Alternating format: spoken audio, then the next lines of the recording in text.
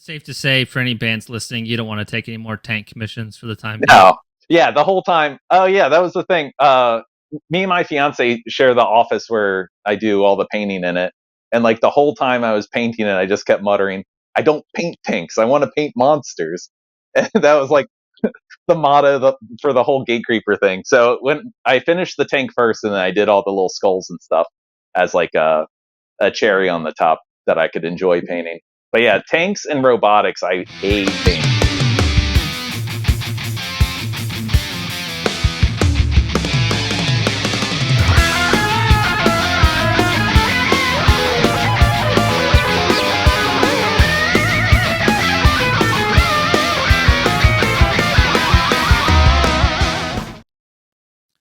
Hey, how's it going? You are here for Heavy Art Talk, and I am stoked. Today I have Hayden Hall, who goes by Six Slice on Instagram. You know, first of all, what I love about Hayden's work is it is so ubiquitous. He has many different talents and interests and skills, and he's like really good at all of them. So I'm really, really excited to talk with him today. I was watching a lot of the music videos that he helped create, and they're like so creative and fun. And then beyond that, he's done some amazing paintings and pen and ink work, and we'll cover all that in the slide part. But he's worked with bands like Dipygus, Dead Heat, Gatecreeper, Outer Heaven, Devil Master, as well as Suffer No Fools and Living in Fear. Hayden, how's it going? Hey, pretty good. Thanks for having me. Yeah, of course. You've been on my list pretty much from the beginning, so I'm. Oh, nice. Feel like I always get left off the cool list. No, man. The thing too that we could talk about is I've been, talking about how I have not touched my airbrush since buying it, and I feel like you know the airbrush very well, so maybe you could give us some pointers, or at least maybe a lot of people don't feel like they know the airbrush well, but the execution of what it ultimately looks like is excellent. So funny you should say that because I picked up the airbrush yesterday to use it, and it's clogged beyond belief to the point where I was like, I'm never doing airbrush again. But maybe I'll figure it out. It's like got such a cool look when you get it right, but I do not find it enjoyable to use. You know no. what I mean? It's very risky because you'll have the painting at a great spot, and you're like, you know what, some airbrush accents will really set this off, and then the nozzle's clogged or something, and it sprays paint over everything you just did, and it's just a disaster. But when it works, it's great. Yeah, well, totally. Well, just kind of start out. What's something you've been listening to lately? I've been trying to listen to like newer stuff that I don't normally listen to. I recently started listening to Spirit Box because I heard they're kind of picking up steam. Yep. But I'm always like a doom metal guy, so I've been listening to Warning, My Dying Bride, that type of stuff, more of the slower, heavy stuff. Yeah, nice. And in your neck of the woods, they're not exactly doom, but they have little touches of it. But Crypt Sermon's about to release a new album. Oh yeah, I've actually never listened to them. It'd be worth a shot. Dude, I've done like 42 episodes. The amount of people from Philly I've talked with is like unreal. Like it's got to be at least 10. Like it's such an artistic city. Like, do you feel that when you go to shows and stuff? Yeah. Well, when I go to shows, it's always the same people. I always see the same people, and it's like all of the same creatives kind of go to the shows. But yeah, there's a lot going on here. Nothing too crazy though. Have you been in Philly like your whole life, or are you? No. So I grew up in Maryland in a town called Pittsville, and like nothing went on there. And I met my fiance in college, and she lived in Philadelphia, so I just moved out here probably about 8 or so years ago to move in with her. Nice. And been pretty happy living in the city then? For the most part, I like all the opportunities it's given me, but I've gotten my car stolen and hit and runs here and there. Oh my God. Yeah, I live in Atlanta, and that's a little bit of a reality here too. Yeah. Biggest, most common thing is just people breaking into cars and like stealing just random stuff. Like there's so Oh many of yeah. those just car break-ins, and it's like they're getting maybe $50, in some Yeah. Or cases. sometimes it's just change in your dashboard that they'll smash and grab. Yeah, it's crazy. Yeah, on my end, music wise, I actually have been listening to the new Gatecreeper quite a bit. I like that album a lot. I feel like it's a little more like melodic and catchy. And I love the production on it. So I Oh feel like yeah. it's a good logical step up. I even had Deserted. I listened to like a couple tracks and I shifted to the new one, and I think the production is a step up. So I'm I excited think for those guys. yeah, I'm very excited. I've been listening to it a lot. I think it's their best album so far. I know they were listening to a lot of In Flames, like their '90s stuff when they were Yeah, making it, and it 100%. and it definitely translates to the album. But it rules. I love the Black Curtain, Caught in the Treads. They're all great. Yeah, absolutely. Did you grow up like listening to In Flames a lot? No, so the only In Flames song I knew, I guess Cloud Connected and Take This Life. Like Yeah. in Maryland, there was no way. We also didn't have like good internet growing up, so it was impossible to find like heavier music anywhere. So any metalcore that kind of trickled in was like the hardest stuff you could get. But I didn't listen to their older stuff until like college. Really? Yeah. Do you listen to like non-metal a lot as well? Like do you kind Oh of yeah, mix around a ton? Yeah. a lot of like synth pop. Funk, R&B. I work at a record shop now, so we just put on whatever comes into Oh, the that's shop. awesome. Yeah. Which record shop? Molly's Books and Records on the 9th Street in the Italian Market. Oh, cool. Go see Yep. Hayden. Yep. Go I come visit. I have some friends in Philly, and they were talking about like Vinyl Altar a lot. That was like Oh the yeah. record store that they would go to. Yeah, Vinyl Alter's great. They had all the like the new metal releases that came out. I would get like Dream Unending, all the Worm albums there. Nice. Do you collect vinyl, CD, cassette? What do you typically go with? Mostly vinyl or cassette. CD not so much. I just don't have a player. Yeah, that's all I collect. I Oh, have really? like yeah, I got like so I have all my metal albums in here. This is like my art studio and then filming spot. Mhm. I got at least like 1,800 metal albums, and then I have in Wow. my main room another like 1,800 of just every other genre. So like if I have people over and they don't like metal, I can put on like right now I'm wearing a Tears for Fears shirt. You know what I Oh, mean? hell yeah. So like synth pop, exactly, man. They're like the best at it, in my opinion. Yeah, they're pretty good. Depeche Mode is up there too. Yeah. No, I like Depeche Mode as well. Yeah. Well, cool.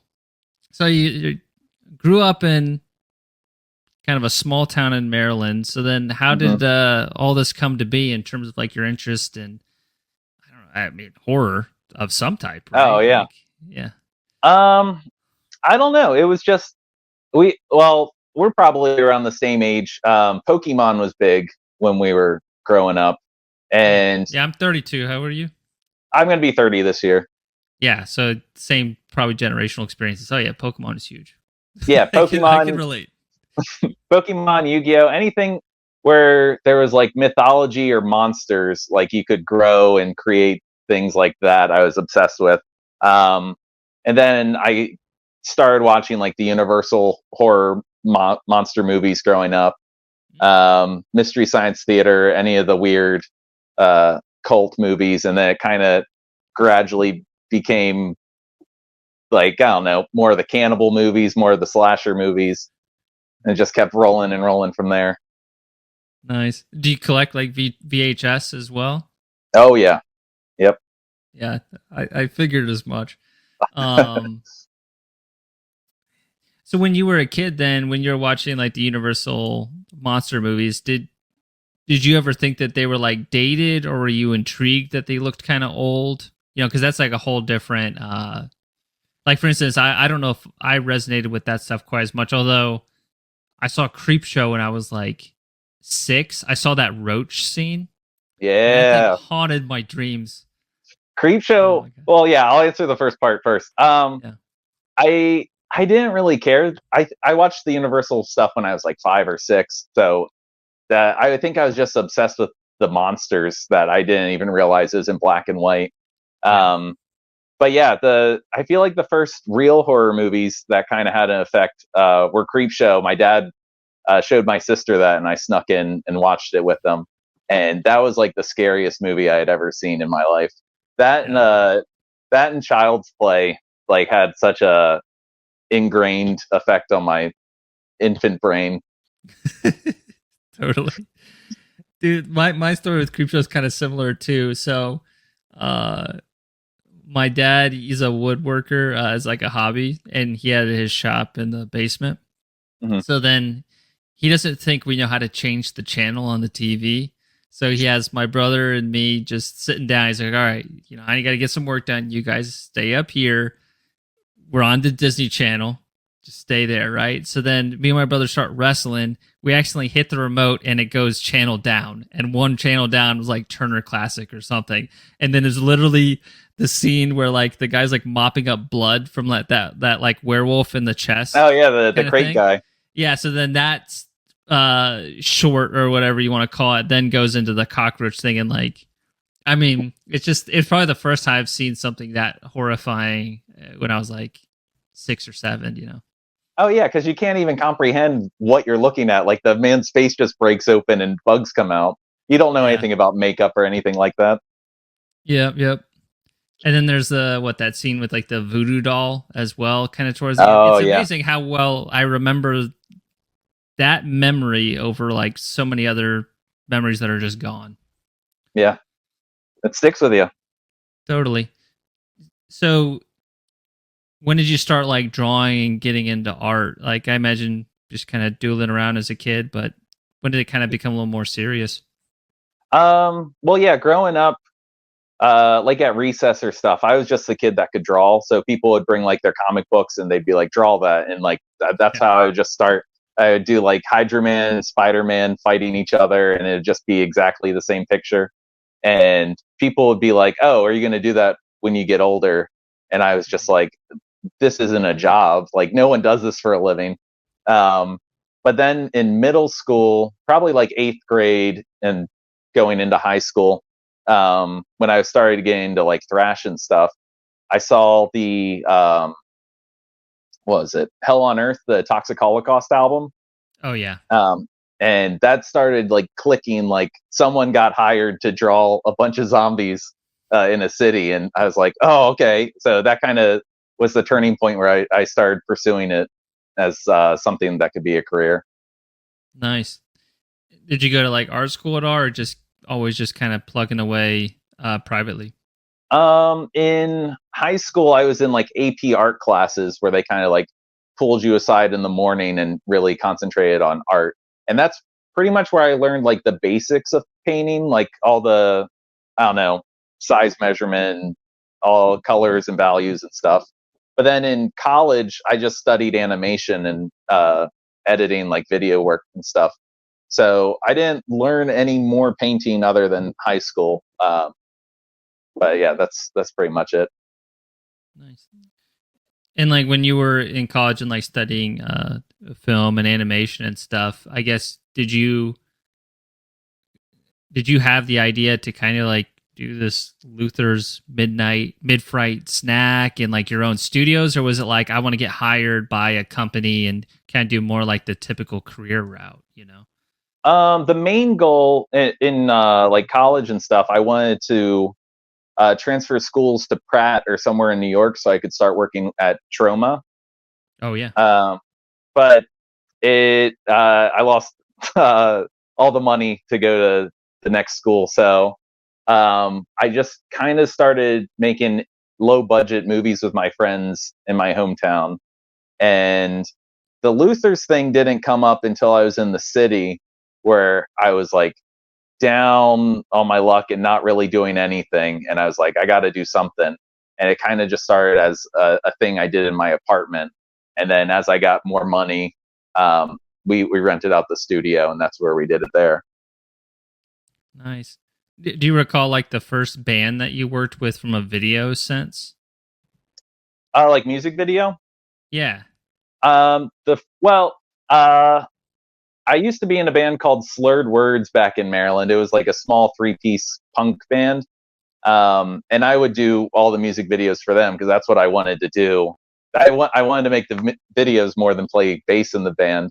Um, so that's Sounds kind like of a where typical I first. bassist. No, I'm just Yeah,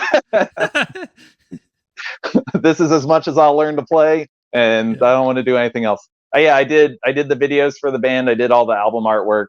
Um, and then when I moved to the city, I became friends with John Hayes, who was in Devil Master, and we started talking before they got signed to Relapse. And then when they finally got signed, that was like when they asked me to do their music video.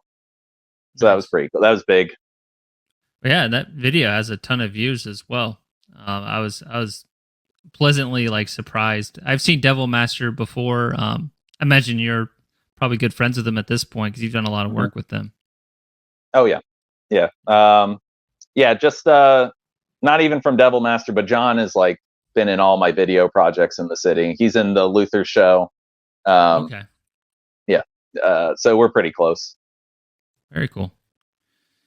Um, I guess like, do you find it difficult sometimes to like? Do you feel like you're kind of torn in different directions with the video and then painting and like? Is it sometimes kind of hard to stay organized and like level headed about it all? It's kind of like a blessing and a curse because when I spend like 3 days in a row painting and I'm just like, I can't paint anymore. I don't want to do anything. I'll usually have a video project I can fall back on and I can still work on stuff, but it's also a break from painting. But the other side to that is time management. And if I'm running late on paintings and music videos, it just becomes hell. Like I'll paint something in the corner and then turn my chair and go on my computer, and it just becomes like a crazy combination. I can imagine. Well, then the other thing too is like when I'm watching these videos, there's like a level of fabrication and stuff. Is that you or someone else you work with that's like building some of these sets and like That puppets and that's all different? me. That's I'm all crazy, man. I'm the puppet guy. I'm the video guy. It's everything. The Outer Heaven one was like the first time a band was like, "Here's a budget. Do whatever you want with it." And we tried to do as much as we could in one video. Yeah, that I would love that video in particular. The Pygus one I liked a lot because like the drum set had like all these skulls around it and like he's like beating with like bones and then So there's this like two-headed monster thing. yeah, that's Mondo the Mailman. He's on the Luther show. Yeah, I love him. The Dipygus video, one of the guys that helps out on the show, he was like, "This California band's coming. I really want you to meet them." And I was like, "Cool." And I was like, "Man, I just got off work. I'm tired. I'm hanging out at the studio. I'm going to meet this band." And they show up, and he was like, "All right, did you get your camera?" I was like, "What are you talking about?" And he's like, "Oh, we're doing a music video." And like no one told me that. So the Dipygus video, it's everything that was in our studio just put on the stage at one time. Nice. I mean, looked cohesive to me. It fit right in with their like brand. Oh yeah, well yeah, their brand is great. But the video, there's like three different bands on stage too. Max from Devil Master is like a dead body on the ground. Eric Okay. from Zorn is wearing the two-headed Mondo costume. Um, yeah, and there's just a bunch of other people that play bass that were just there as extras. That's so cool. And like I was talking with Mark Riddick earlier and I was like, sometimes it's funny cuz like people kind of like me and him, we like just do our thing and we like just keep trying to I don't know, it's almost like pen and ink. Okay, next. It's like more like assembly line. And then there's other artists that I talk with, which is one of the pleasures of the show. And they're like, I call them more like whirlwinds of creativity. Like they make life creative. I feel like you kind of fall more into that bucket. You know what I mean? And there's obviously a mix in between, but that's the interesting thing about doing the show is like you talk with so many different personalities and like the way people's mind work. So It's unreal to me that you have so many different skills and you're like good at all of them, and you keep it all together. Thanks. I don't know. I think it's a lot of just growing up. I think growing up on like cable television, there's a lot of like behind the scenes of movies, and like it'll show people do like paintings and stuff, and you're just like, oh, I really want to do that. So it's kind of like a combination of just scratching all the itches you have while looking at that stuff growing up. 100%. You know what one of my favorite behind the scenes is, but kind of like because I know it. It's like the movie equivalent of Some Kind of Monster by Metallica, which is like one of my favorite like making of things as well, and like that direction. Dude, the behind the scenes of making the Phantom Menace is so interesting to me. Have you seen that? I might have seen clips of it. I've never watched like a full chunk of it though. When George Lucas like has a private screening for all these people and he's like trying to get their opinion, it's like so awkward. Oh yeah, he's just a madman. Yeah, for sure. Oh. So when it comes to like your inspirations, then do you often take like, okay, so I'm working on a painting, but I'm going to take a lot of inspiration from movies. You know, but then you maybe work on a movie and you maybe could take a lot of inspiration from like somebody who's like a painter. Does it kind of feel like that instead of it being like movie inspiration is a separate bucket than painting or drawing inspiration? No, it is kind of like a big combination. Sometimes it's like crazy to break down stuff. Like if you have an idea and you're like, oh, this would be a really good painting. But then when you start painting, you're like, oh, well, this would have been better if I sculpted it or like make it a 3D thing. So sometimes it gets jumbled up there, but I think what helps best with that stuff is like if you see good lighting in a movie that's like cast on a monster and like the monster's slimy and you can see the highlights. I take reference from that stuff.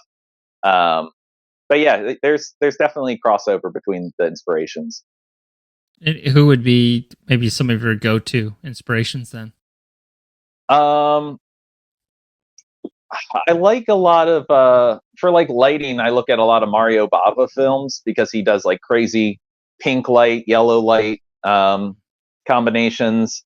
I look at a lot of like, let's see, like Evil Dead, The Thing, anything with practical effects that have like good lighting references for monsters.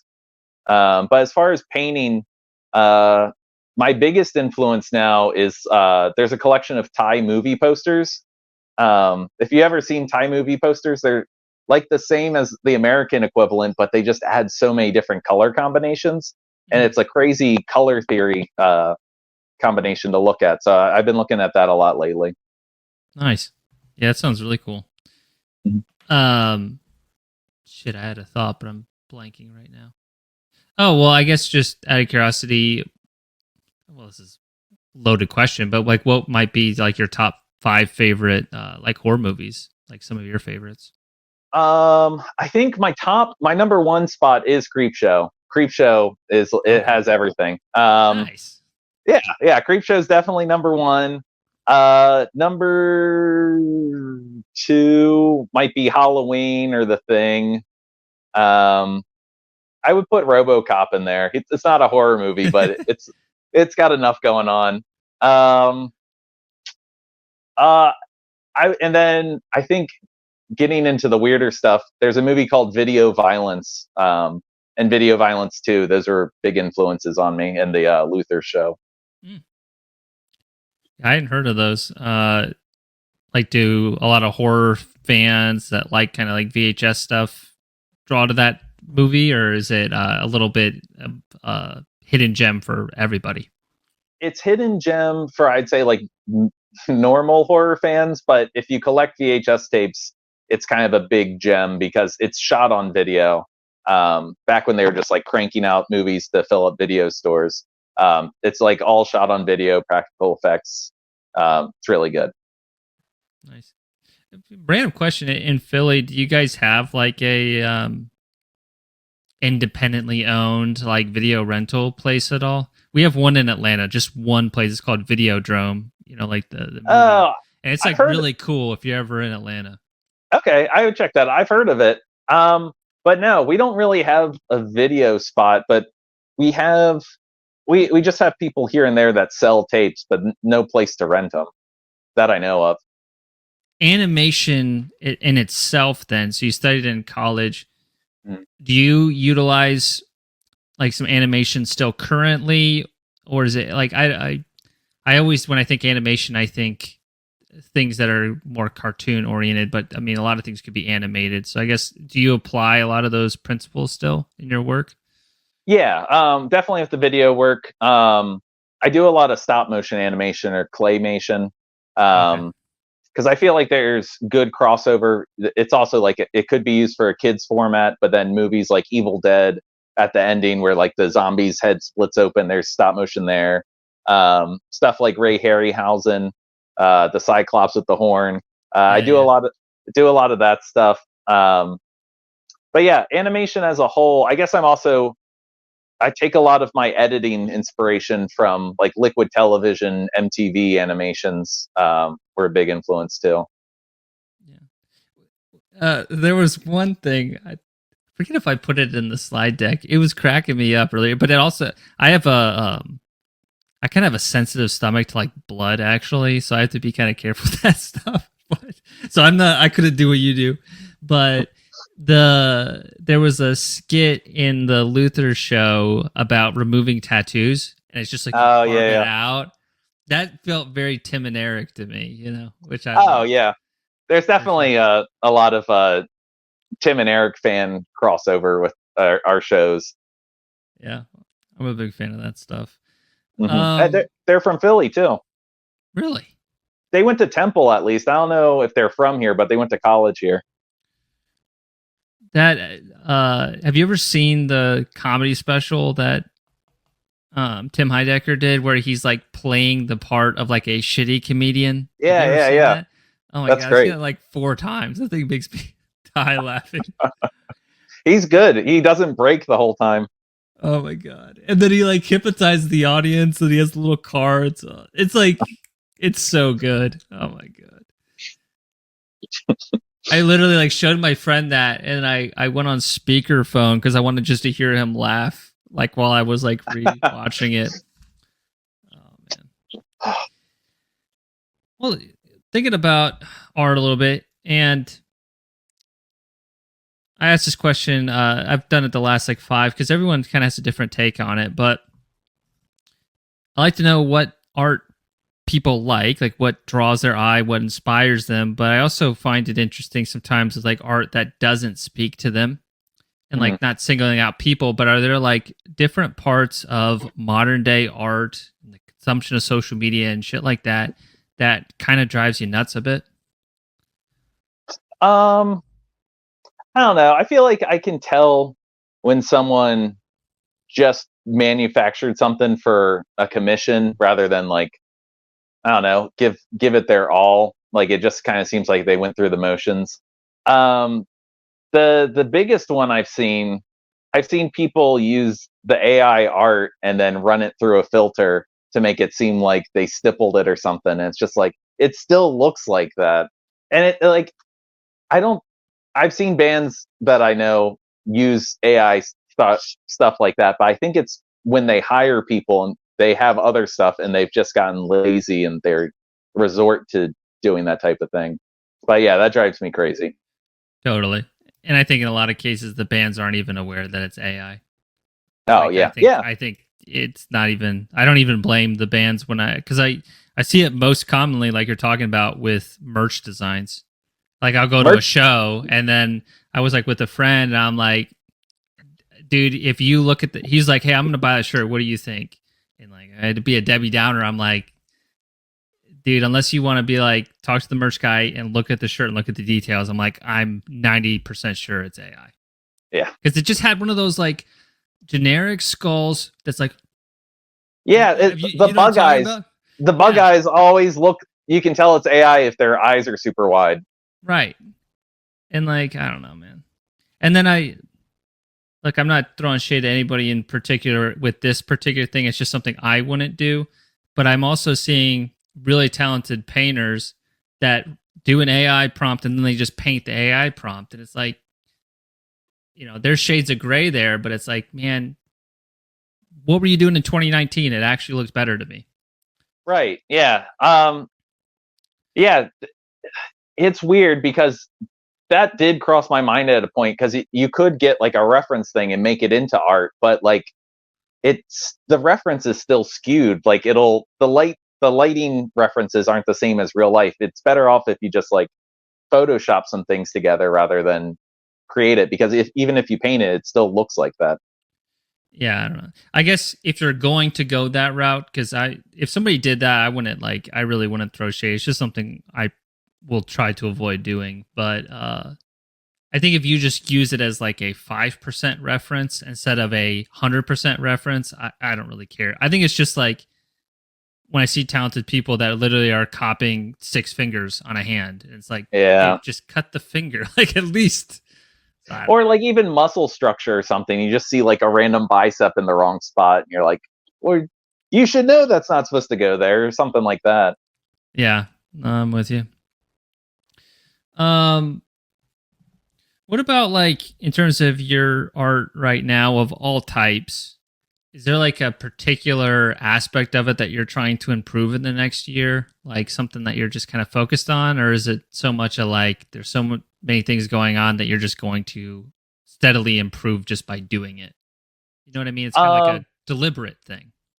Right. Color theory is the big one. I feel like I've struggled with that. Like I don't add enough undertones. I've been doing like washes recently that I think incorporates more color into it. But that and just upping the contrast.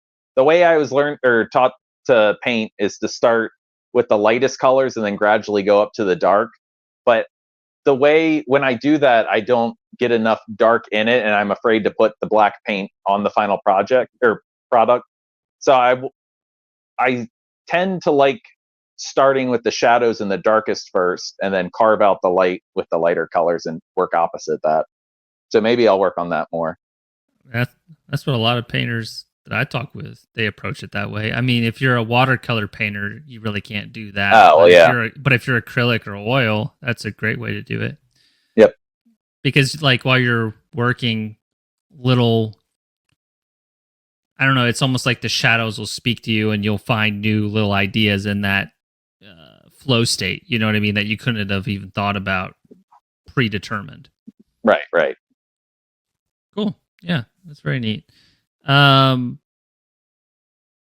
what? Let's break it up a bit. I'm going to pull up some of these pieces, and if you don't mind, just like break down kind of like how you got in contact with the band, kind of like the story behind the interpersonal as well as the piece itself. Mm-hmm. All right, so new Gatecreeper album. We were talking about that. This single, when this was released, look, I'm giving you a little bit of flattery here, dude. This thing fucking blew up the internet. Oh, people yeah, loved this painting, including myself. I was like, holy shit! I love so much about this composition, the colors, I don't know, dude. It really is something. Thank you. This is one of my favorite pieces associated with bands to come out this year, and I think a lot of people would agree. Thank you. I mean, yeah, every time I pull up Spotify and I see it as the little icon, it makes me super stoked. But yeah, Chase reached out to me, the singer from Gatecreeper, and kind of gave me a whole slew of references. I think Dismember's maximum killing capacity. Yeah, 100%. Yeah, definitely a lot of that. Who was that? Was that Necrolord? Or what's his name? I think that actually was. A lot of people think it's Dan Seagrave, but it's not. I think it is Necrolord. I think so. Yeah. There was a lot of images. I mean that, and a lot of Warhammer images. Yep. And I love Warhammer art. I love Dungeons and Dragons art. So I was very stoked to do this piece. And I had finished it and it looked great. And Chase was like, oh, well, the album cover has like skulls in the sky. We got to tie it together somehow. So all the skulls and the demons in the clouds were kind of added last minute. But they're not closer to the tank because I was like, I don't want to screw up this tank. The tank looks great. I just gotta keep them in somehow. Yeah, dude. No, it looks fucking amazing. So like this little guy that I added the close up of, he was one of the more last minute aspects, right? Oh yeah, yeah. I think I originally was going to put a skull there, but just the like how you were saying with the shadows, you kind of see things. Just how the clouds were structured, it kind of had more of a devil face, so I just added it that way. Yeah. If I'm not mistaken, on the single, they don't even have their logo slapped on this, do they? Is it Right? They don't, and I left space up there because I was assuming the Gatecreeper logo would be there. And he's like, "No, man, we're going all painting." And I was like, "All right, well, you got a space there if you need it." But I think the skulls help fill up that space. That's really cool, man. I guess when you were tackling this one, were there any points that was just like, oh fuck, this is not coming together, or was it just smooth from the get go? Um, I I think I was panicking with the bodies because I put the tank dead center, and I was like, okay, and then I was like, I got to have stuff caught in the treads because that's the title of the song. And the pile of bodies as I was painting them, I was like, this is an absurd pile. This is like a, I don't know, 15-foot pile of bodies that just kind of comes to a cliff. I was like, it looks goofy, but as I kept adding detail and I put the barbed wire at the bottom to kind of fill it out more, I think it came together. But I was sweating it there for a little. Yeah. And how does it work from a technical perspective? Like, is everything airbrush? I mean, I imagine you did like some airbrush, but then you pulled out the actual brush for like some of these details on the skulls, or how did that kind of work? So the airbrush is mostly just like the cannon explosions and the clouds and the fog, but the tank and the skulls, everything else is hand painted. Okay, that makes a lot of sense. Yeah, I love those color transitions with the shot of the tank at the top, like with those streak effects, and like how the white. I don't know. That's just so interesting with how like airbrush rests on top of other layers and stuff. It always looks really interesting to me. Yeah, I really like because you can get translucent with it. Usually I do like a base of white first and then airbrush on top of that, and that's how it gets more of a opaque color. When you're working with airbrush, then I know they have like the more opaque colors and then the transparent ones. Do you use like transparent and then you use a little bit of the reducer? Like, you got any tips for me? Because I'm like really shitty at it right now. I'm not the. You shouldn't take airbrush stuff from me. I just use the thickest paint and water it down and hope it doesn't clog. Okay. Whenever there's white paint in the airbrush, it ruins my entire week. Like it makes 2 days worth of work into like a 2-week thing just cleaning it because it dries so quickly. Oh man. Well, it's funny that there's like, this is one of my favorite paintings. You're like, oh, don't take airbrush advice from me. I feel like everyone I talk with is like, oh no, don't. Airbrush is just like a little touch here and there. And I'm like, yeah, but that's how I want to use it. Just like a little effect. Maybe I just need to get over that. Maybe I'm just afraid of ruining a painting that I've already spent so much time on. I think there's the fear aspect, Oh yeah, that's a definite fear to have because it can happen very easily. Oh. Well, so then you have also been working with Gatecreeper for quite some time. Then I think some of these dated back to like 2019, if I'm not mistaken. So how did that all originally come to be then? I don't know. They just reach out to me. All these bands just reach out to me, and very rarely are they like, "Oh, so and so told me about you," and it shocks me every time because I'm like, "Okay, yeah, I'll do your shirt design. That sounds great." Um, but I want to say after I did the Devil Master like Devil shirt piece, that was like the first big illustration commission I got. Okay. I think Gatecreeper did the black and white piece first. And they always say like do whatever you want, just make it look cool. And sometimes that's good, and then other times you're just sweating. And you're like, this isn't cool enough. I need to make it way cooler. But especially because Chase is a cool motherfucker, so it's like, oh man, I know. I don't feel cool at all. He's I know. The definition of cool. Yeah, he's the closest we got to a rock star right now. Exactly. But I've only heard good things about working with him. No, I like oh what he yeah, does for the scene, man. He props art up a lot. Like he did like those exclusive per show posters. Like he commissions a lot of work from the scene. So for somebody yeah, who's watching, I appreciate what you're doing. he was telling me that he was like going all out with this album release, just like commissioning every artist he could. Yeah, it's really admirable. Go ahead.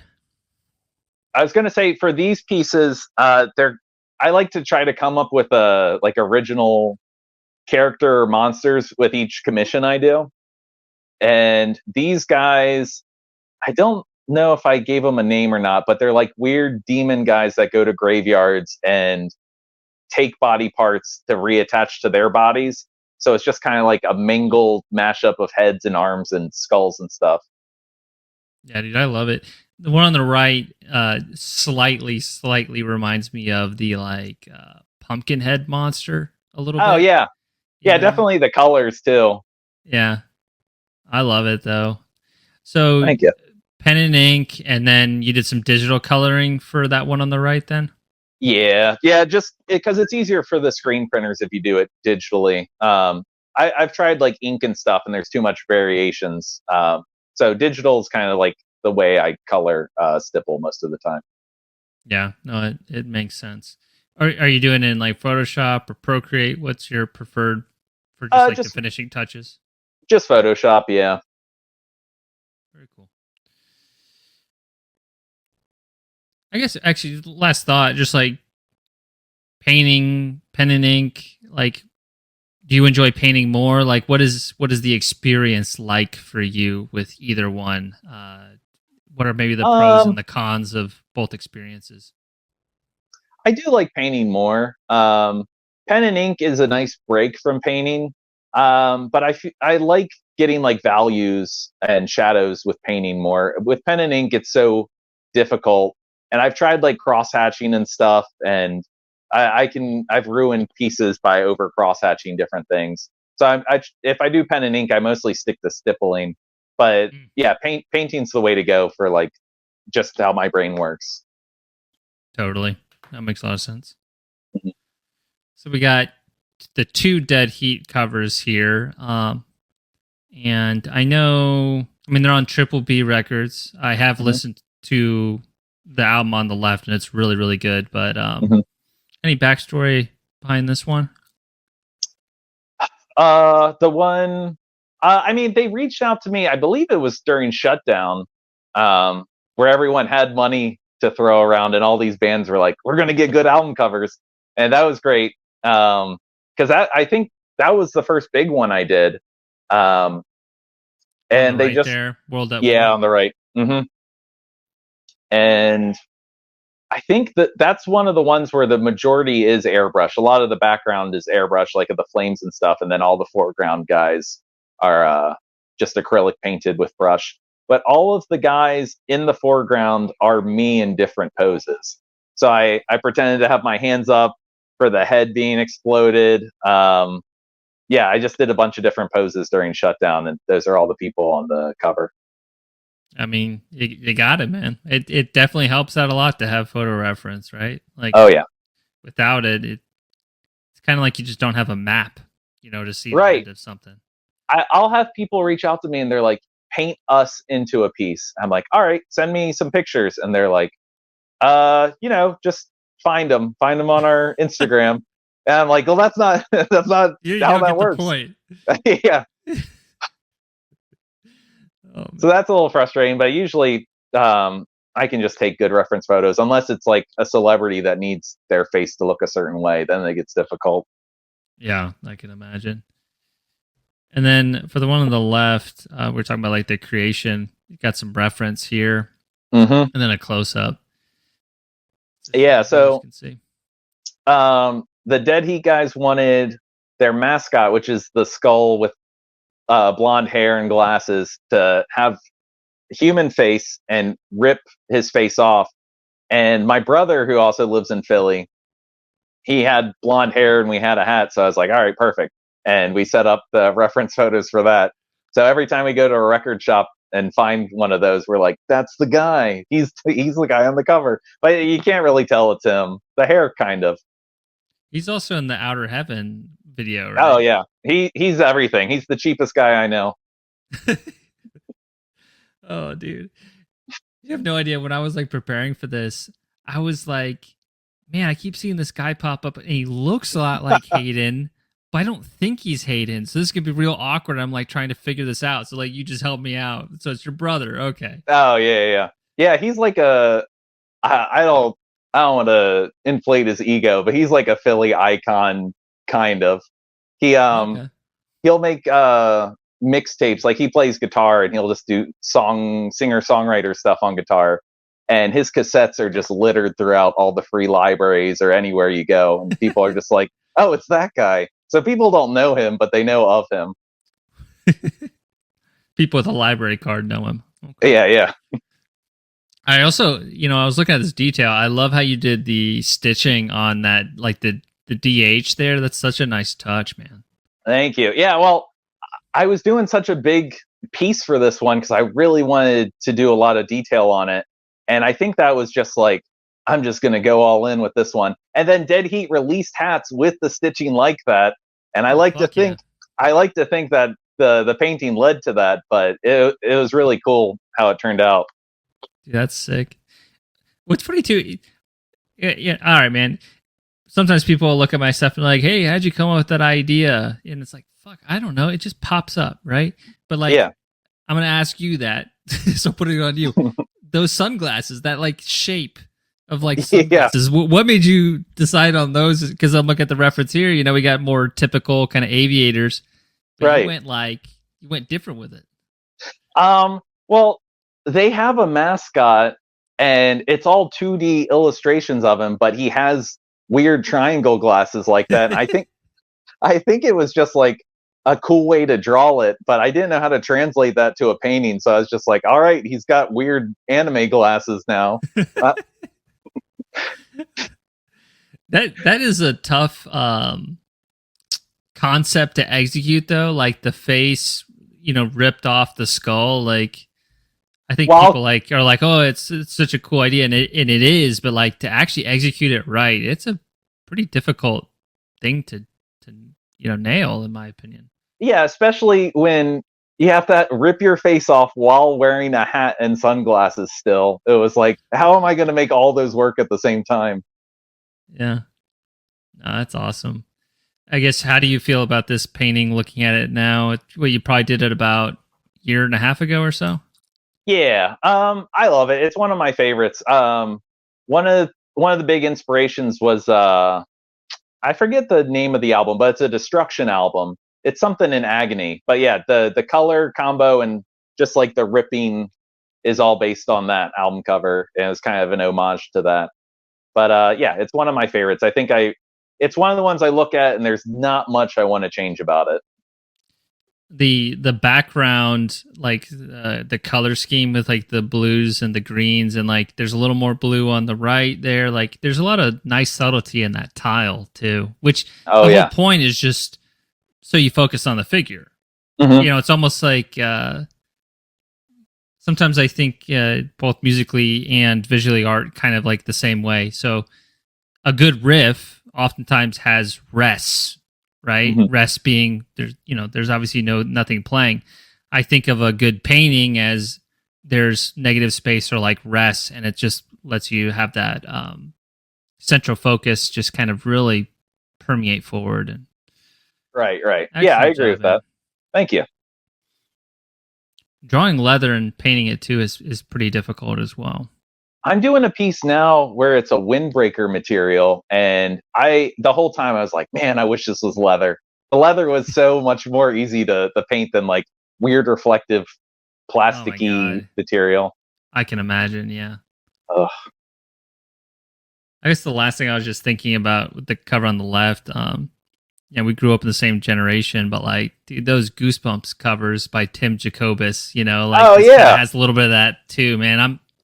That was one of the first art things that really got me excited as a kid. I imagine similar to you, or yeah. I drove my mom nuts because I would we'd go to the library and I would always check out the Goosebump books, but I would never read them because I was just like, I ain't got time to read. And I would just like draw the covers next to it.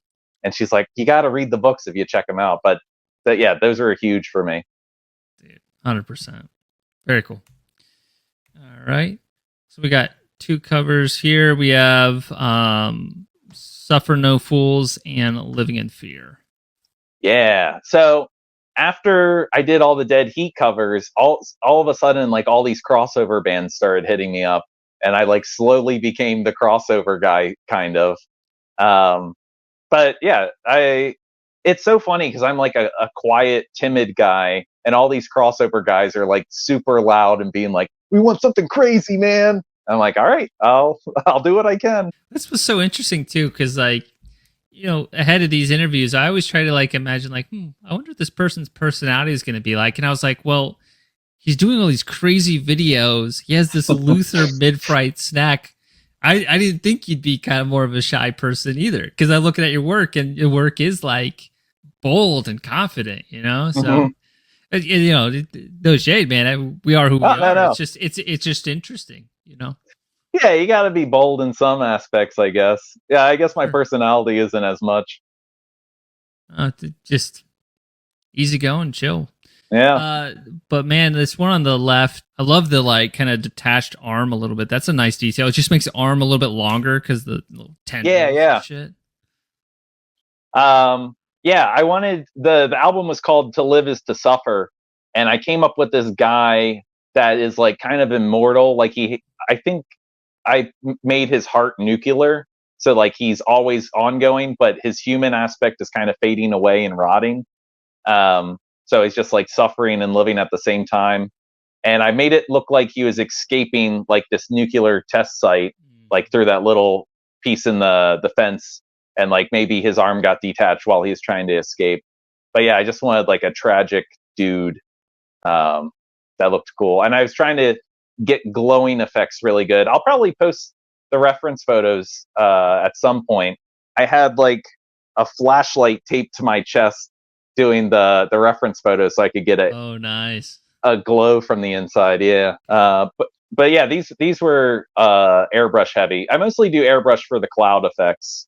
The Living in Fear one, the whole tank is airbrush though. It's cool, man. Like, and the thing that I love about, I mean, both of them, but for some reason, the Living in Fear, it's like, I just want that on a t-shirt as well. Yeah. For some reason, you know, it's just like that one in particular, just, and it's such a good homage to the 80s in a cool way. And the wings, it's almost like there's little target kind of things on them. Yeah. I was trying to make it so. Living in Fear, I forget what they're from. They might be Atlanta based. They mix a lot of like Atlanta and South like rap into their crossover thrash. So I was trying to get the feel of like the old school, the like 2000s rap albums where it's super perspective with clouds and like bling bling stuff. Dude, totally. And it just kind of came out as a big golden satanic like tank that was just rolling down over all these bodies. And then the title, "Fuck you, music for fucking people." So every time, that's funny because both of the album titles are painted into these, and I hate doing that. Every time a band asks me to do that, why do you hate it? I'm so nervous because like the whole painting's done, and sometimes I'll add the words, and they're like, "I don't like the font on that," and it's like well, you have no idea how much work that's going to be. I know. It's a risk for sure. Yeah. Every time they mention it, I'm like, I got to talk you out of this. But those worked out pretty well. I mean, I personally love it, but I think, you know, if I was in your shoes, I would be like, I'll do it, but this is the risk you take with me doing it. Yeah. You know what I mean? So once we do it, we do it. Because I love the commitment, man. Like, I love art of all types, but I mean, me and you are traditional artists, right? And there's an aspect of commitment to traditional art that draws me to it. And that's a commitment, doing Yeah. the type. I will say, going back to the tank one, when Chase reached out to me for the Gatecreeper design, I was like, I don't want to do another goddamn tank. I just did a tank. But yeah, so I had to change up the angle. I was like, and then the song was called Caught in the Treads, and I was like, I've already done something where he's rolling over a bunch of people in a tank. But yeah, my main goal for the Gatecreeper one was to change enough that it's not just the same album cover over again. 100%. Totally different. But is it safe to say, for any bands listening, you don't want to take any more tank commissions for the time being? No. Yeah, the whole time. Oh yeah, that was the thing. Me and my fiance share the office where I do all the painting in it. And like the whole time I was painting it, I just kept muttering, I don't paint tanks. I want to paint monsters. And that was like the motto for the whole Gatecreeper thing. So when I finished the tank first, and then I did all the little skulls and stuff as like a cherry on the top that I could enjoy painting. But yeah, tanks and robotics, I hate painting. And buildings. Oh yeah, I'm with you, man. Organic shapes all day. Oh yeah, so much easier. All right, so Dipygus. Yeah, speaking of organic shapes. Yeah, perfect commission there. Oh, one other thing as I'm talking here, all these lettering choices and stuff, are you doing that, or is it a graphic designer that each band is working with? Yeah, so yeah, they have a separate graphic designer for all these. But the Dipygus one, that was me. I did that logo. Okay, that's okay. That's painted then. Yeah, so I did it differently on that. I did the piece, and then I painted the logo separate and added it digitally. Yeah, smart. It looks really cool because that purple just is such a contrasting element there. Yeah, we wanted to do it like rubies or crystals that were like stuck in the cave. But I think it reads fairly okay. I think I could have done a little different of the color, but I think it looks all right. Oh, there's some charm to it, man. That's the thing. Like a lot of your work, I just love. There's like this you can't put your finger on charm that really draws me to it, and this cover absolutely has that. Mm-hmm. So timeline wise, you do that surprise video shoot with Dipygus, and then the commission for this painting comes afterwards. So that was when you met them. Is that kind of how the relationship started? Yeah. So I met them and did that surprise video shoot, and everyone involved was like, sorry, we made you do the video shoot. And they gave me tickets to a Dungeon Fest music festival that they were playing at. And we kind of talked more at the fest. And I started listening to their album Bushmeat a lot. And I was like, this album rules. Like, if you're into cryptozoology and like weird aliens and shrunken heads, it's so good. And I think, yeah, they just reached out randomly and they're like, we want you to do the next album cover if you're down. And I was like, yeah, of course. This is a dream project. Yeah, it's so awesome. And like the fact that they're like all in shadows in the front there, like helps with the readability a ton, and like makes it more ominous. Like a lot of really good decisions. Yeah. I wanted the Gollum guy to be the main focus, and it's almost like an afterthought. Like if you watch cannibal movies or something, it'll be like people walking in the woods, and they'll just be people hiding within the trees and stuff. And I kind of wanted that feel in the painting. Totally. And then I have this close up here too, because like you're talking like you want to improve on color theory. What I love about the way you use colors, even if these are more brown, right? Dude, there's green in there, there's purple in there, there's blue, there's a harmony of colors that are just kind of muted with these earth tones. And like I love approaching painting like that, you know, because everything feels very dynamic and lively. So right, yeah, on that. Thank you. I've been trying to do that a lot more. I think that's definitely like a Frazetta thing that he would always do. Totally. Like they have like 90 different colors on one thing. Oh man, is he a big influence for you? Like with some aspects of your art, for sure. Oh yeah. He's like on a pedestal where I went through a phase where I was trying to draw like him, and I was like, no, he's too untouchable. But I'll use aspects from his work. here and there. For sure. I feel like I'm kind of in the same boat at this point as well. There was a phase where I was like, oh, I'm just gonna like really, really, really study them, and it all paid off. But you're right. There's no point in being a clone of him. And honestly, I'm more interested in sci-fi than fantasy. So that's fair. I kind of always lean that way. There's too many structures with sci-fi, like Geiger with all the tubes and stuff. I guess you could go more organic with it. Yeah, those are organic. I mean, when I mean sci-fi, I mean fantastical, not like cosmic sci-fi. Yeah. Like for me, it's like Jouet, Mobius, like the sci-fi comics. Like I really, really like Alex Nino a lot, comic-wise. But this isn't about me. I'm talking too much this episode, anyways. Oh, that's fine. All right, so we got a little bit of stills from the video here. You got the mailman on the left there. What's his name again? Mondo. Yeah. What's the origin story of Mondo? When I was coming up with the show, I wanted to mix all the worlds of things I really enjoyed. And so Mondo is a mixture of like 1950s monster costumes mixed with kaiju monster costumes, like something Godzilla would fight.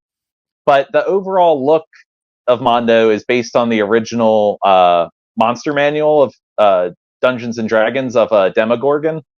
Oh, cool. And it's like a two-headed baboon with tentacles and stuff. But I just got the two-headed monkey thing, and I just made him the mailman because we needed a mailman on the show. It was an excuse to make it. Hell yeah! And then the drummer here on the right, he's like in like one of those like moss camouflage things. Like what? A ghillie suit. Ghillie suit. Okay, that wasn't my ghillie suit. I have no idea where that came from, but he showed up in it. Do they sell those in like hunting supply stores? Like, where do you get a ghillie suit? You can get them at Army Supply or Army surplus stores. Yeah. That makes sense. I've always been tempted to buy one, but it's like, what am I going to do with that? They just look really cool. For sure. No, it fits perfectly in the video. So all these like props and stuff, you keep them at the studio. Like your personal living situation isn't just like flooded with a bunch of like random. Well, we ended up losing the studio at the end of last year. Oh. So I have a storage unit now, but a lot of them made their way to the apartment. So it's a little cluttered, but we're making do. So here, tell me a little bit about these 3 images and kind of the story behind them. Yeah, I'll start with the Drive-In VHS Fest one all the way to the right. So my fiance and I, we went for, I think it was like one of our like first year of dating. We went to a drive-in theater, and I was telling my friends about it, how cool it was. And I think they reached out to the drive-in and said, we want to do it like a VHS Fest, where we show movies that are on tape at the drive-in. And they got me to do the poster for it. And it's been going on for a couple of years now. But yeah, me and the drive-in are really close, and I've been doing the posters there for 8 years now, which is nuts. But yeah, they're great people, great place to hang out. Love working for them. And is this in Philadelphia then? No, it's in Mahoning. It's Mahoning Drive-In Theater. It's like Upper PA, kind of. Okay. And then the one next to it in the middle, one of my collaborators that I work on a lot of projects with, Ben Mazzachetti, and his friend, or our friend, Ted Gilbert, they put out a tabletop role-playing game like Dungeons and Dragons called Don't Tell Mom and Dad, where you're like kids on bikes fighting supernatural stuff. Sick. And I did the cover for that for them, for their module that they give people. But that one, I'm a big fan of anything that you have to build monsters with, anything like Dungeons and Dragons-y. So that one was big for me to do that one. And I'm working on another piece for another guy. I don't know if I'm allowed to talk about it yet, but there's another tabletop book that I'm doing the cover for currently. Nice. What's the scope of work with like working with a tabletop game look like versus just doing like a album cover? Like, is it just a ton more small paintings and kind of putting them all together? What does that kind of look like? Yeah, I mean, it's different thinking processes. Is with an album cover, you want one image to represent, I don't know, 13, 10 songs, a scope of a whole album. With a book cover like that, you want the scope of everything you'll get in the book. So you want as many interactions as possible kind of put together. So you have the array of monsters behind the kids, the different types of kids you could play as, and then at the bottom, like different things that you might encounter while playing the game. Totally. Yeah, it makes a lot of sense. And what about this dude on the left here with the pizza cutter? So that's the one I've been working on the most recently. That's the movie that we're coming out with in September, and then trying to get it to play around places. But it's called Pizza Party Massacre, and we've been making it for a really long time, kind of before the Luther show started off. That's kind of where I got all my friends to be the crew. So everyone that's on the show are also featured in the movie. And like John Hayes from Devil Master, he was, when we met up, our first interaction was him being in a role in the movie. And then he got signed to Relapse like halfway into production. So we keep on having to take breaks if they go on tour or stuff like that. But it's been, it's been a long process. Dang, man. So like all these different filming locations, and it seems like it's been a ton of work over a long span of time. Oh yeah. Lots of hurdles, lots of learning and growing. Yeah, we keep joking like you can see us rapidly age throughout the movie because we started before COVID and the shutdown, and then we're finishing it up after COVID, and all of us just look defeated. Like there's so much age brought on us after it. Oh man. I guess how does it feel now that it's kind of like coming to a close and you can share it with the public? I will feel better once it's completely done. There's still tweaking and some other stuff I need to accomplish. I thought it would feel really good, but I'm very nervous about the reception of it because it took so long to make, and I just want it to be something that people enjoy to watch. But I think people will enjoy it, and I'm excited for people to experience it. I mean, I think you know this genre better than I do, but when a movie like this is self-aware in what it's trying to accomplish, I mean, don't you think in a lot of cases people are kind of understanding of that? So it's like they're not like ranking this next to Oppenheimer, you know what I mean? Like this, yeah, that's true. Its own thing. Yeah, I mean, dude, I imagine you get a little bit of that feeling too when you know that a band's going to release an album, and then it's like, oh, what do people think of the cover? You know, there's probably a little. Oh yeah, yeah, definitely. I think even with the, I mean, the Gatecreeper one, I felt real good about, but there have people are gonna like this. Yeah. Yeah, I was like, this one's pretty badass. But there have been a share where I'm like, oh, I wish I did something slightly different. But very few people have reached out and they're like, this doesn't look that good. Sometimes I get like unsolicited influencers that have never interacted with me, and they'll be like, I didn't like how you did this. And I'm like, okay. They just DM you, or they comment? No, they DM me. Like it's like in my message request, and they're like, I just want to point this out. Big fan of your work. Not a fan of this one. It's like, that's great. Thanks. God, thanks for ruining my day. Yeah. Yeah, right. Oh my God. Artists, don't do that. Or non-artists. Yeah. Especially more applicable. Especially non-artists. The AI artists haven't done it yet. I think that would start a fight for sure. For sure. My God. So I pulled these up because it's examples of like the pen and ink work for more pen and ink work for like band stuff. Dude, that one on the right with the motorcycle and like those smoke effects, I love that piece. Thank Really you. well Yeah, done. thank you. I started stippling because I was just so burnt out from painting that I was like, I gotta cut my workload. But then the stippling got to a point where it was more work than the painting.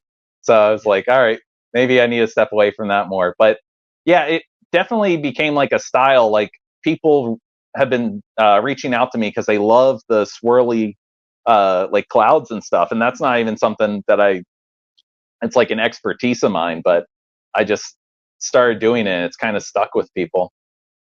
Yeah, it's good shapes. Oh yeah. Uh, when it comes to your stippling and stuff, are you using like micron pens or on Bristol Yeah. board? It's mostly all micron and then like a thicker sketch paper. It's not super thin, but it's not Okay, Bristol. cool. What? So, do you know anything about these two bands? I didn't look them up ahead of time. Death Wheelers is pretty cool. I think they're Canadian. I could be wrong.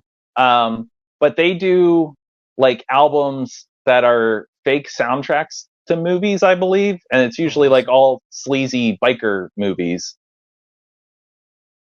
Very Those are cool. I've done a couple pieces for them. And then Traffic Death, I believe they're just like a thrash, like a death thrash band. I got a T-shirt of that, and I'm always afraid to wear it because I'm superstitious that I'll get in a crash or something. It's a good concept, though. I like it. Like with the especially the little devil like there and the Oh motion. yeah, yeah. That was one You, of the ones I didn't come up with the concept of it. The band told me they're it's a like, we good want. concept. Oh yeah, it's wild. And I was like, I don't know how I'm gonna make all this fit on a thing, but they loved it. It was like a guy on his phone, and his phone causes him to crash, but there's also like a devil guiding him to his death. Yeah, because like you could take that prompt and you could do so many different takes on it, but like I feel like this is a really smart one of it because you see the phone, you have the effect of it, Mm-hmm. but like my first thought would be draw the crash, but then you don't see that action of the phone causing it. So smart move. Right, right. Thank you. All right, Devil Master. And these are a little bit older, right? Yeah, I want to say the purpley one was during shutdown, and then the Jesus one was the most recent one I've done for them. Very cool. Yeah, the purple one, that was a monochromatic painting. Like I just painted the values of it on a piece of paper and then scanned that in and digitally colored it for them. Huh. Very cool. But the other one's all pen and ink. Very nice. And you're using some cross hatching there. You know, you're Yeah, doing a bit of yeah. that. That was the one I was like, man, I really over crosshatched it, but I think it helps sell it. There's a lot of good values in it. Yeah, I dig it. I like Oh, the thanks. fairies too on the left. Like there's like two different wing designs as well. Yeah, yeah, I really like that too. Like it was two different backgrounds coming together for the greater good was the inspiration of the piece. Oh, very cool. Oh, and then you did some like stage props and stuff too, right? Yeah, yeah. We are uh, they got me to build the stage props for when they opened for My Chemical Romance at Wells Fargo. Oh wow, Um, that's a big gig. Yeah, it was huge. And I was so overworked at this point. I was doing like three different album covers at the time. And but I was like, I couldn't say no to it. Um, and I remember I was just sweating profusely because I built the big flag stands and they just kept falling over at the studio. And like every time I put a box fan like pointing air at it, they would just topple over. And I was just like, oh my god, I'm gonna ruin everyone's set with these things. But we reinforced them like the day before, and everything went fine. Nice, because you wanted that breeze to like make the move and that kind of Yeah, and effect. Yeah. and I assumed they'd have like crazy AC at the venue, so I wanted to put it into account. But like every little thing was just knocking them over, and everyone was like, "Well, why are you nervous? You're not even playing." And I'm like, "Oh well, I don't want to be responsible for anything." Yeah, that's cool. Um, you're talking about like doing 3 album cover paintings at a time. Like, I guess what is the comfortable balance for you in terms of workload? Like, what's kind of the ideal situation, like pipeline art wise? Um, Ideal. I like to work on like one project a month.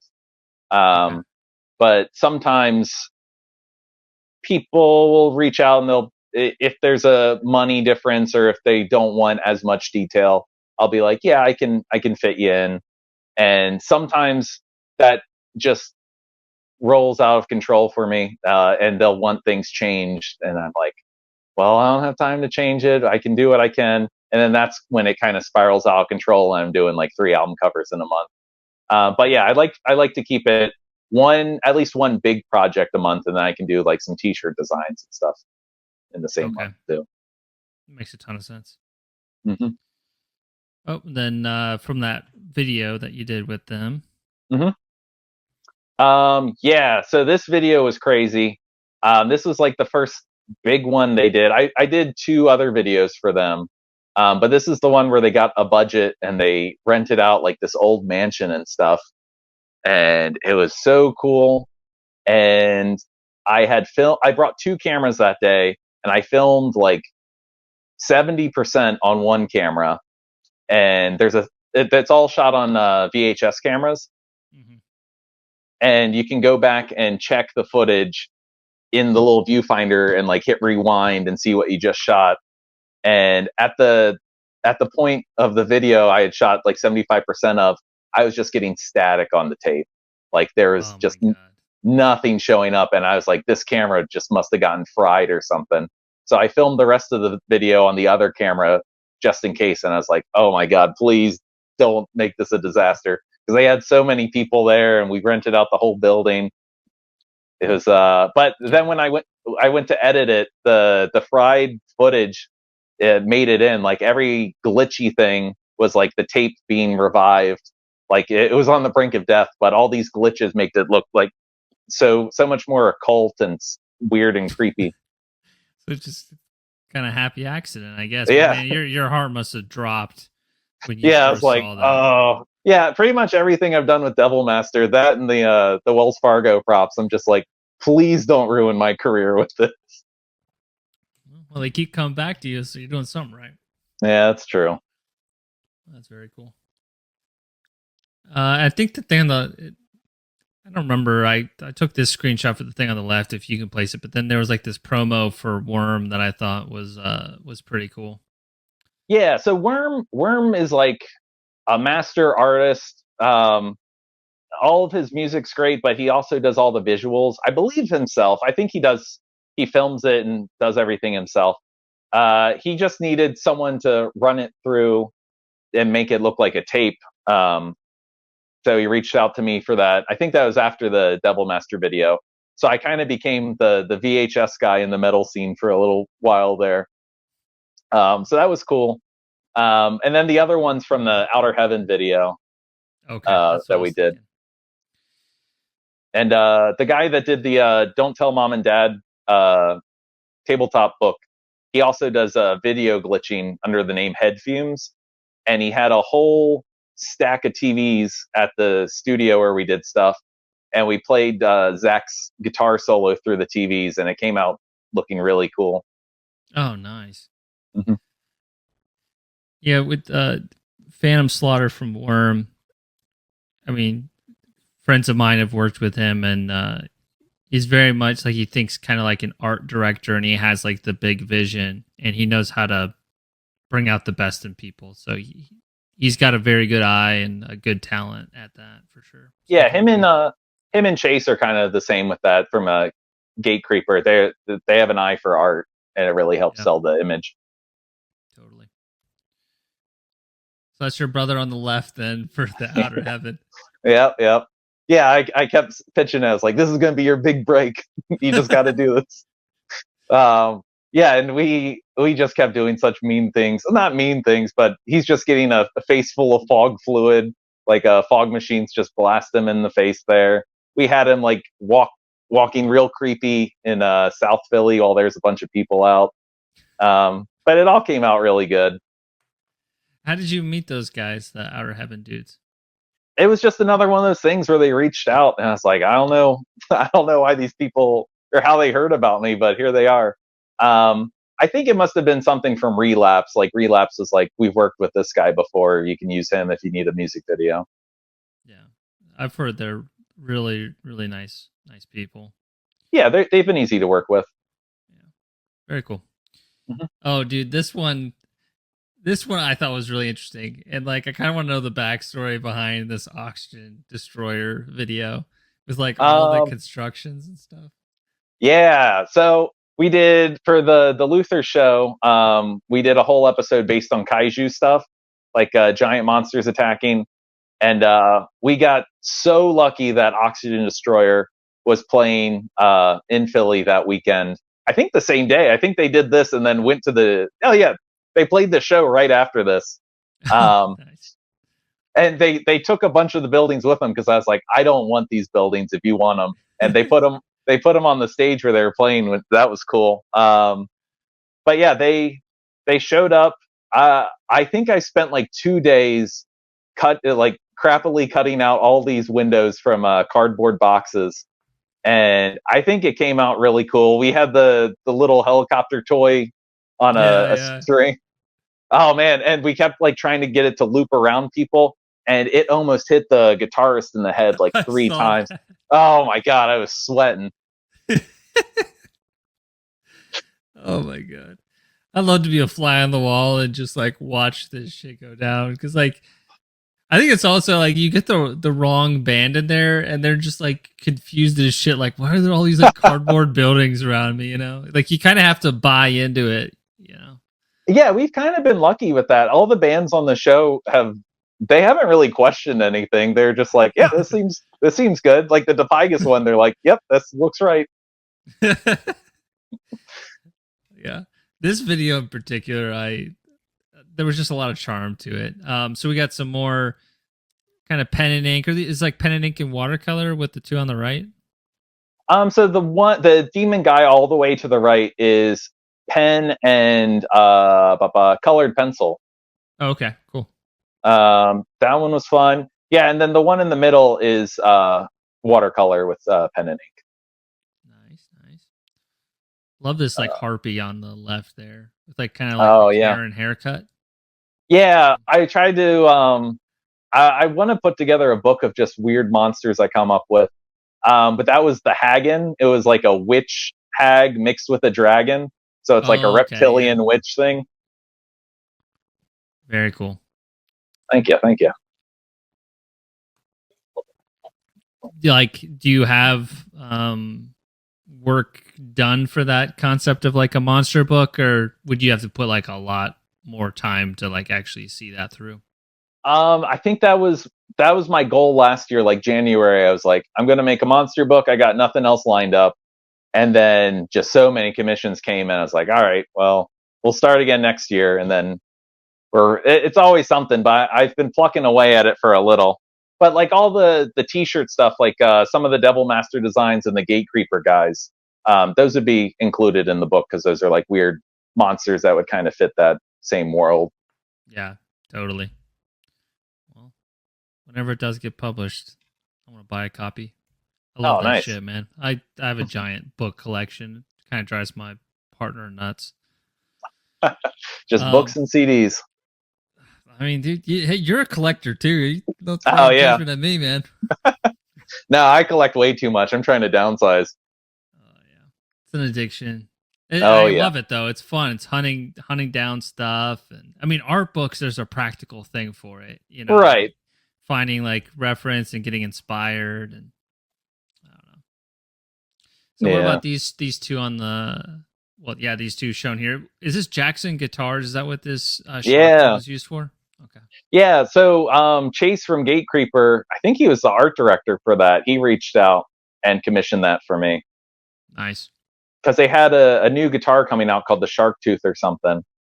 I want to say, I forget when I did that one. I had something huge I was working on, and I just banged that one out, and everyone seemed to really dig it. Yeah, looks great. I love the splash effects, man. You did a really good job with those. Thank you. Yeah, I was looking at a bunch of different references for water splashes, and it was weird trying to bring them together in like black and white uh, Exactly. That's composition. hard. Yeah, Very hard to do. Like if you take those away, like I'll just do it with my fingers, like it'd still be cool, but like the motion with it, it definitely right. enhances it. Yeah, so when I first did it, there were no splashes, and it was just like that black outline at the bottom of Yeah. like those splashes, and it just didn't look like it was coming out from the water. But that one's cool. I want to say, what was the band? I know there's some band that's really cool, and they had they were wearing that shirt in one of their music videos, and that was sick to see. But yeah, a lot of bands have been wearing the Jackson shirt, um, and it's fun to see whenever people wear stuff you made. Yeah, I mean, Jackson's a very large company, so I bet this shirt got printed probably more than most of the band shirts you've ever done. Oh yeah, probably. Got a lot of reach.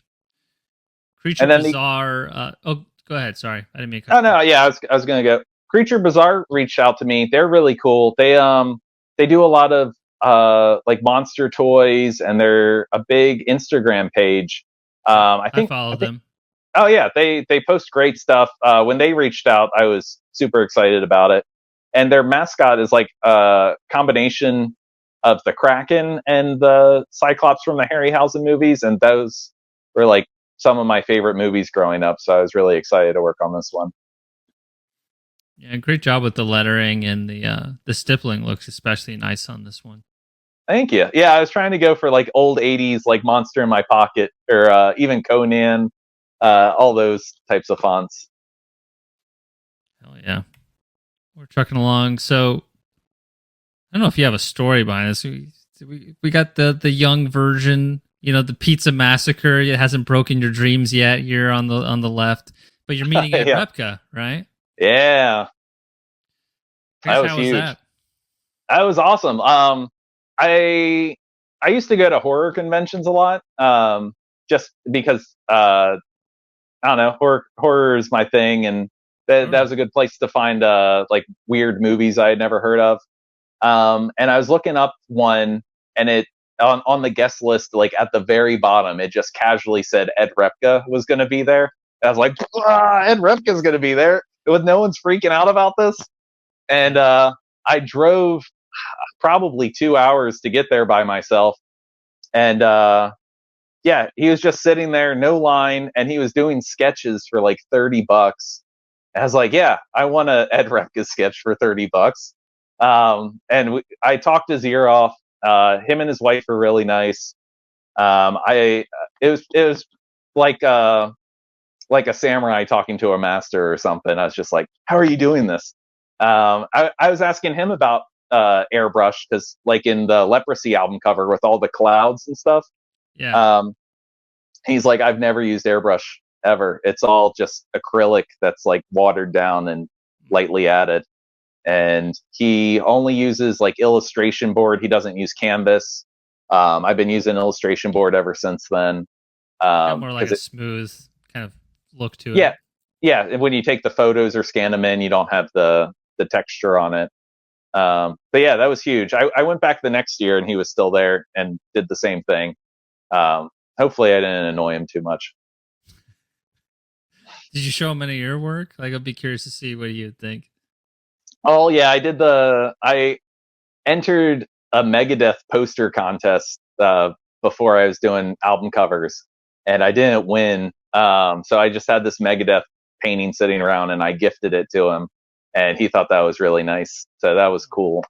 Um, but yeah, that was like the only cheesy thing I did. Well, I imagine you've come a long way since then, skill wise. So Oh yeah, show him your shit next time, man. I know. Yeah, that'd be sick. And this thing in the middle, real disturbing. Oh yeah. That was I was going through a dark time, and I wanted to take out my stress and just paint something. And I think I titled it "What I Want to Do to the Guy Who Keeps Stealing My Car." And Nice. because I got my car stolen, it got recovered, and the mechanic was working on it, and so many cars got stolen, I had to wait months. And I got a phone call from the mechanic and was like, I don't know how to say this, but someone stole the car again in from our lot. And I was like, okay. What the And I had fuck? so I had my car stolen twice, and I never got it back. So it's just such a hopeless endeavor when it happens. So I just painted that of what I want to do to the guy who keeps stealing my car. Yeah, if you're watching, dude, Yeah, I this is hope what'll so. happen to you. On site, man. That's crazy. That'd be like the worst call that guy's made. I Oh imagine. yeah, Did he have other cars stolen or just that one? just Did he that one. mention? Wow. Yeah, I think it was the only one. I walked by their place the other day and it didn't look like they were open, but they might still be open. I like to think they're not. God. But yeah, that sucked. What can you do? Yeah, I feel you. What about this on the far right? I think this is the last image. That is for Mystic Vault, which is like a new up and coming record company that I know the owners for, and they do like all these underground horror soundtracks. And I'm lucky enough to be like one of the only painter guys they know, so they reach out for me for a lot of album covers. Yeah, perfect fit. Yeah, perfect. And they wanted just a t-shirt design for this, so I tried to do it like something like a '90s death metal album cover or something you would see on t-shirts, something underground that would kind of fit the feel of the label. Yeah, totally. You have an ice cream truck back there? What's going on? Yeah, he's loud. I don't know how to muffle it. I No, can that's close the fine, window. dude. The last time I had somebody on Philly on, it was an ice cream truck as well. Are they just like plaguing the city? Like, what's going on there? Oh yeah, it's constant. People Oh love my him. god! Mr. Softy represent. Shout out to Mr. Softy. All right.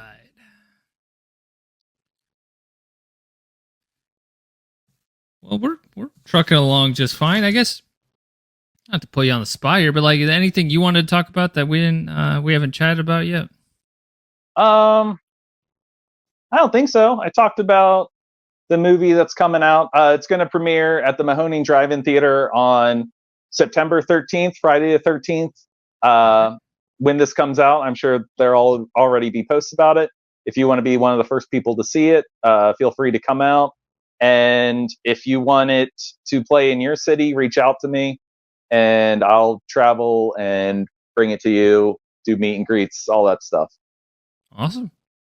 Well, as we get to a close, just kind of curious, like what would be, I don't know, some kind of parting wisdom, so to speak, for maybe up and coming artists, maybe ones who haven't gotten their break yet, but are dedicated, like, so that type of person, like the person you used to be and I used to be, I mean, we both are very early in our careers, right? We still got things to prove to ourselves, but All right. I guess for like folks who are trying to get there, what would be maybe some advice for them? I would say try to come into every situation with a pleasant attitude. Don't have a chip on your shoulder, and try to be friends with as many people as possible, even bands that are just starting out, because they can get signed so quickly. And so many people I know that just started a band have already gotten label deals. And when the label gets them, they need artists and they want to hire the people that they're friends with and who they're easy to work with. So just be friendly, pleasant, and don't cause problems with people. That's pretty much it. It's good advice. Love it. Well, for anybody watching, please follow Hayden Hall on Instagram, support his work, support the bands that he works with. He goes by Six Slice on Instagram. If you happen to be in Philly, check out that movie September 13th. And yeah, just thanks for watching once again. If you could just stay behind just for a minute, but for everybody else, I'll see you guys next week. Thank you. Thanks.